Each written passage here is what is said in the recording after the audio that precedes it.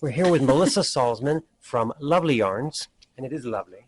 And we're surrounded by it, and she's going to tell us about how this place came to be. Well, I took over the business from the previous yarn store owner, and I became the new Mrs. Lovely January 1st of 2017. Okay. And so now here we are, and I love it. It's wonderful coming into work every day and seeing an explosion of rainbows. Yeah. And we have an amazing community of stitchers and spinners and weavers who are regulars here at the shop. What's the difference between a spinner and a stitcher and a weaver? Okay, like so spiders. so I don't like to be biased towards one particular needle craft. Okay. So instead of saying knitters and crocheters, often I use an all-encompassing term, stitchers. Okay. And then if you are a spinner, then that means you are taking fiber and spinning your own yarn. Okay. And if you are a weaver, then you work on weaving looms of some sort, and you weave the yarn instead of knitting or crocheting it. And we do have a weaving studio upstairs. Oh, wow. And we offer classes so you can learn to weave, learn to spin, learn to knit, learn to crochet.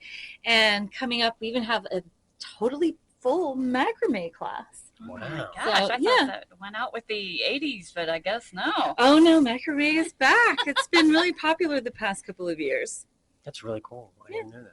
Yeah. Especially passing time in the pandemic. Mm-hmm. Yeah. So what kind of made you get into the yarn business? Was it an interest of yours from the beginning, or did you just kind of fall into the idea? Well, so when I was a little girl, I had one grandmother who was a crocheter and one who was a knitter, and I learned to do both and then immediately forgot, as you do. And then as a younger adult, I guess in my 20s, because now I'm 46, and in my 20s, my friend Kelly got me some learn to knit stuff from a big box store and said, "Here, Melissa, we're going to learn how to knit so you can stop eating a bunch of garbage while you watch television." Wow. So, of course, now I'm good at knitting and eating garbage while watching TV. Yeah. And then Wow. years later, I was teaching classes at Lovelyarns, Okay. and then worked here part-time. And then eventually Sue, the previous owner, made me an offer I couldn't refuse, and now here we are today. That's very cool. I inherited a cheerleading squad in much the same fashion. Mhm. I wasn't as happy as you were, though. We'll walk around the store and like kind of film what the inside looks like, but I'm looking at more needles than a heroin den right here. I mean, wow. Well, you need, the right size for All for the, your project. all the different projects. Yeah. Lots of accessories. So is there a best-selling, like a polymer, or do people look for color, or do they look for makeup? Or... Yeah, what was that when the lady, I'm sorry to interrupt, the lady that came in and said, "I need my color." What was she? What color? Oh, because there are certain colors that look better on you than on somebody else, or there's certain colors that you'll put next to your skin that make you look terrible. So, Oh, so that's what she meant. Okay. Yeah. So you get that a lot. Sometimes, Okay. usually either people come in and they are looking to fall in love with the yarn and they don't have a project in mind, or they have a project in mind and they need something to make their project become a real thing. Probably the most popular yarn we have right now is worsted weight, which is a medium thickness yarn. And I think in large part because that's what we recommend for beginners. It is the easiest to manipulate for someone first starting out. Thinner yarns can be really fiddly, and a lot of time like the super bulky, very fat yarns can be a little ungainly. So medium thickness yarns tend to be the best for somebody who's just learning. So those are the most popular. I have an increasing number of vegan knitters and Wow. crocheters who want to use only plant-based or non-animal-based fibers. And also trending right now are non-superwash natural fibers. So like 100% wool from different breeds of sheep, because there are hundreds of different breeds of sheep. Oh, wow. Unfortunately, we don't have all those different breeds represented in the store. We would need a lot more space, but we do have some. So would a vegan person not want from an animal, like a sheep, even though they're not? I I think it It's a haircut. depends. Yeah, I mean, I think it depends. And yes, wool is like getting a haircut. Like it, Right. the sheep have been bred into domesticity for so many thousands of years that I think it's only two breeds that spontaneously drop their fleece. So they need to be shorn, or it can provide a lot of health problems for the sheep otherwise, which is would be really unfortunate. So it's using the wool from the sheep. It puts a waste product to good use. Huh. Because I mean, if you don't use the wool, then you've just shorn. I mean, the sheep have to get shorn anyway. So if you're not using the wool, then it just gets thrown out Well, the or good not shepherds, used. they give the sheep a little dinner and some dancing before they make them drop their That's right. Before you make them drop their fleece. Drop their fleece. Right. There are some vegans who don't like to use any animal products at all, and they would much prefer plant-based fiber yarn. All of the yarn behind us, by the way, is all plant-based fibers. This dyer here is our featured local hand dyer this month. We feature a different local hand dyer every month. This girl's dye studio is called Terrapin Fiber Works, and she works out of her new fiber studio in Annapolis, Maryland, and her name is Lila Lawless, which is maybe the best name. It's a great name. Ever. And she's so nice. She's lovely. I really There's like her. a Lawless in rock and roll, so there you go. Blackie Lawless. Yeah. I don't think they're related. And there's Lucy Lawless, who's Xena, warrior princess. That's right. So I guess it's Lila Lawless, warrior dyer. It's just everywhere you go, there's lawlessness. That's right. Yeah. So I came across some weird things online, and I was wondering if you had ever heard about yarn bombing around Baltimore.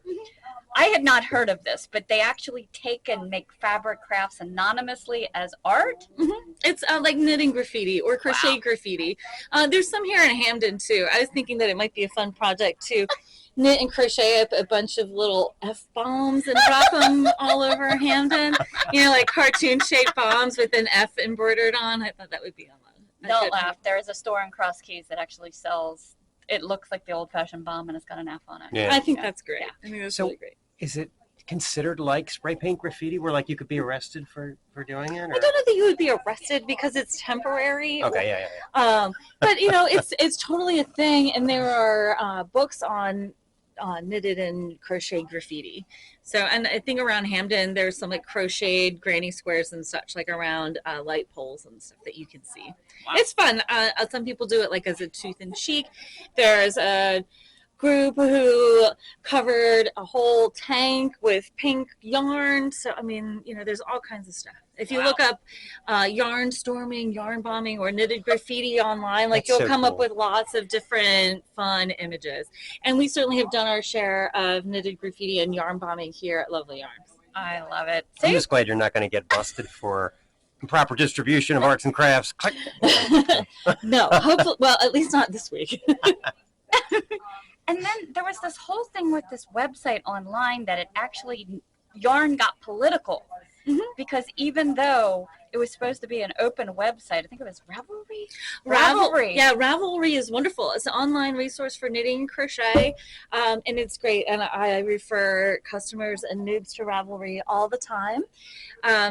Their feeling was there was a lot of pro-Trump rhetoric happening on Ravelry during his time in office, and because many of his views have roots in hatred and bigotry, they did not want their website to be associated with it. And Ravelry is free, and it's privately owned and run only by volunteers. Right. And they get to have a say in what is on and what is not on their website. Which makes So sense. there was conflict like there was at every family barbecue while Exactly. he was president. That's right. So, yeah. And we support Ravelry here because we are a place of love and inclusion Okay. at Yeah. Lovely Yarns. And I think they try to And be too. satanic music. Yes. So it all goes together. And then I was reading where even more men are getting involved in knitting. Is that a trend that you're seeing? For everyone. Yeah. Actually, and I've had a bunch of men who are getting into crochet because Okay. crochet's got one hook and knitting is 2 needles. Okay. So crochet can be a little easier to digest and pick up at first. But we get lots of everyone. I've noticed since I've taken over the shop, our audience has skewed younger, and we've become more multicultural. We've got transgendered folks. We have lots of members of the queer community here, men, women, kids, adults, grannies. Like we get everyone. It's wonderful. That's awesome. Yeah, you Yeah. always think it's just It's little not for old ladies grannies knitting. anymore, No, right? it's not No, just for grannies anymore. Not just for grannies. So I was reading you have this Hamden First Friday trunk crawl. What is that like? The shop crawl is a lot of fun. It's a way to promote all of the wonderful businesses here in our neighborhood of Hamden. And we have shop crawl cards at the counter. And during the shop crawl, you get like a card and you get it stamped and stickered at any one of the businesses on the front of the card. And every time you get your card stamped and stickered, you are entered to win a prize at the end of the evening. And you hand your card into either the Charmery or Golden West before you leave for the evening, the first Friday of every month. And yeah, I mean, like Golden West is closer to here and Charmery's at the end of the street. But and you just hand in your card at the end, and that hopefully wins you a prize. That's so cool. My daughter's vegan. She was so excited they had Witcher pastries the one year. She was over the moon. I was like, okay, so this is happening. Yeah, their vegan pastries are delicious. I'm not vegan, and I love their cookies and baked goods, and it's so good. With the homeless and knitting, I guess, blankets, hats, mittens, whatever they need, how does that work? Okay, so we have a few charity projects here at Lovelyarns. We have our 500 Hats project, and we do that in partnership with one of Baltimore City's public schools. For the past few years, we've been doing Frederick Elementary School because I know that those kids need as much help as they can get, and we are more than happy to help out. And last year, we were able to get a hat to every single one of their students. Oh, wow. I know, it's so hard. It gives me warm fuzzies. And then we also give hats to the Young Lawyers Division, and they work with a group of homeless families in and around Baltimore City every year. And they have a Christmas party at the end of the year, and they give those folks hats. And those go to like kids and adults. And then any overflow, and we usually get lots. For the past couple of years, we've been giving to Love and Cornbread, which are a nonprofit that gives food and supplies to homeless people in Baltimore. And they're on the corner of North Avenue and Pennsylvania Avenues every single Saturday all year round. In the wintertime, we give them donated hats, scarves, gloves, blankets, mittens, shawls, whatever anybody wants to make and donate. Basically, if you make a thing and you want to donate it, bring it here to Lovelyarns and we will find somebody who needs it. And I love it. I love doing stuff like that. We also do knitted knockers and knitted knock. I know it's a great name. It's a great name. Sounds very British, doesn't it? Yeah. They are a nonprofit, completely volunteer run, and the knockers themselves are knitted and crocheted bra inserts for women who've had mastectomies. And we've adopted Johns Hopkins Breast Center and Mercy Medical Center's Breast Cancer Center as our local clinics. And so we've given boxes of knockers to both of those institutions this year. And it's great, you know, because for somebody who's had to go through that surgery, I know it can be very traumatic. The knockers are soft, again, sensitive skin. They don't weigh anything. And if you don't have money to have some sort of surgery, it's a nice non-surgical option for you. That's so nice. Yeah. That's awesome. It's really cool. I love it. Oh, and we also do the Mother Bear Project, where people knit and crochet stuffed bears to give to kids who are HIV positive in Africa. So the bears come from here. They go to Mother Bear HQ in Minneapolis, where they get felt hearts sewn on them, and then they go out to the kids in Africa. It's like Build-A-Bear, where they put the heart in. That's really so cool. Cute. So, you know, it's good to give back, you know, be a nice member of your community. Absolutely. So we get to do stuff for people locally and abroad. You're involved in so many different things. That's really God, the only thing I ever did was that when we used to run the Baltimore Marathon, if you always dressed really warm and you would discard things as the day got warmer, and they would collect all those and give them. So they probably were much more excited with your contributions than my sweaty stuff. Yeah, they're definitely less sweaty. That is for sure.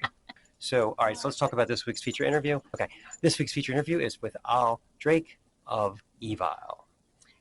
We have a great sit down with him, We did. A great heart-to-heart about their new album, some changes, some evolution that's been coming for, and the great music that they're still bringing out of the UK. Unbelievable. Yeah, it's a big change from their last record, and I even get to ask him what is the rudest reaction that he's gotten to date about the change. So stay tuned for that. So we are going to have Melissa introduce the song Enter the Grave.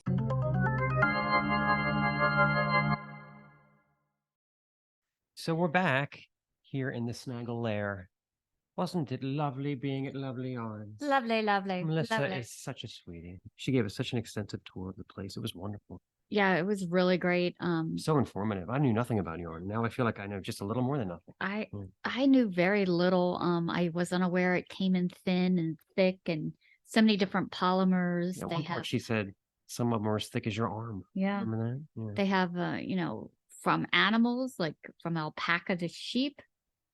She mentioned a lady that worked on an alpaca rescue. right. I didn't know that was a thing. Yeah. I didn't know they were, in need of rescue. Maybe No. we should look into getting one to mow the lawn. That's right. Yeah. They also had a lovely wall in case you are not into animal hair, which I find hard to believe because they need the haircuts. Also, she was explaining to us on this wall, there's a lot of local vendors from Virginia, right here in Baltimore County, like Dundalk, right up the street from the yarn shop, all kinds of local vendors being represented here. Very cool. Local dyers, she said. Yeah, dyers. Yeah. Then this was the section of the store where they sell yarn by the gram. I know. I always Buy thought really small. I only thought you sold illicit substances by the gram, but apparently, if you want a lot of colors and you're not going to use a lot, they'll sell it to you in micro doses. Haha. And you can use as many different colors as you artistically want without breaking the bank. Did you hear what happened to John? He got busted. He was microdosing on yarn. Apparently, it's a really bad problem. He put 900 different colors in a scarf. I just need a gram. Just one fix. Yeah. Okay. Now, this is adorable. I mean, I actually wanted to buy this when we were there. They had so many, as you can see in the picture, little lovely, intricate snips and shears, but the winner by far was the snail tape measure. Who wouldn't want that? Who wouldn't want a little cute little snail as your tape measure? I was transfixed immediately. And then there was the wall of needles. Yeah. Hooks. Yeah. She was explaining once you get all this yarn, you need something to put it together. And she has a variety of needles and crochet hooks. I'm not quite sure what all the differences are, but I'm sure they're different eye diameters and sizes and things. Yeah. They also do classes here so you can learn how to use all your instruments of yarning. So many textures, so many colors. I touched things that were so soft. What was the phrase that she said? You feel like you're knitting with kittens and clouds. Yeah. No one's ever said that to me before. Yeah. What an experience. Yeah. Couldn't have been more hospitable. Right? All hail the yarn. This is the Snaggletooth Extreme Metal Podcast.